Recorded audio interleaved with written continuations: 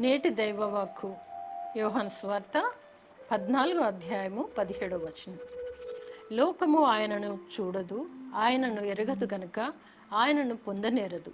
మీరు ఆయనను ఎరుగుదురు, ఆయన మీతో కూడా నివసించును, మీలో ఉండును.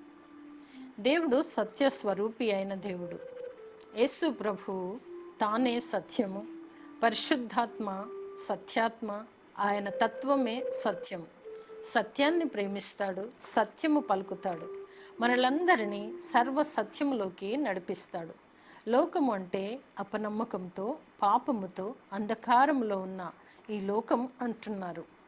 ఈ లోకమునకు దేవుని పరిశుద్ధాత్మ తెలియదు, ఆయన్ను స్వీకరించదు. శిష్యులకు తెలుసు, ప్రభువును వారు గుర్తిస్తారు. యేసు ప్రభు పరిచర్యలో, తమ సేవల్లో పరిశుద్ధాత్మ కార్యాలు శిష్యులకు తెలియను. ప్రభువు వారితో ఉండేవాడు, కానీ ఇప్పుడు ఆయన సమయము దగ్గర పడినది. వారి భౌతిక దేహాల్లో ఆయన నివాసం చేస్తాడు. ఇది అందరికీ అసాధ్యం. ఎవరు ప్రభువును నమ్ముతారో వారికి మాత్రమే సాధ్యం. దేవుని ఆత్మ శాశ్వతమైన ఆత్మ కావున యేసు ప్రభువును తమ ప్రభువుగా, ముక్తి దాతగా స్వీకరించిన వారిలో మాత్రమే ఆయన నివాసం చేస్తాడు. ఈ లోకానికి ఆత్మ ఉంది, కానీ అది దేవుని ఆత్మ కాదు.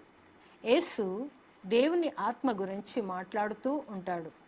శిష్యులకు చక్కని ఉపదేశం చేస్తూ వారిని బలపరుచుచున్నాడు. ఈ లోకము అంధకార క్రియలను ఆకర్షిస్తూ ఉంటారు, కావున దేవుణ్ణి చూడలేరు, ఆయనను ఎరగరు, ఆయన అనుభూతిని కూడా పొందలేరు. కానీ దేవునిపై నమ్మకం ఉంచు వారికి, శిష్యులకు, మీరు ఆయనను ఎరుగుదురు కనుక మిమ్మును ఆయన ఎరుగును, ఆయనను పొందుకుంటారు, ఆయన మీతో నివాసం చేయును, మీలో కూడా ఉండును. గొప్ప వాక్కులను ఇస్తూ బలపరచుచు ఈ లోకంతో ఎలా జీవించాలో ఉపదేశించుచున్నారు ప్రభు. కావున యేసు ప్రభు ఉపదేశము విని, గ్రహించి, గాయకొని నడుచుకునే భాగ్యము ప్రభు నుండి మనకు కలుగునుగాక. ఆమెన్.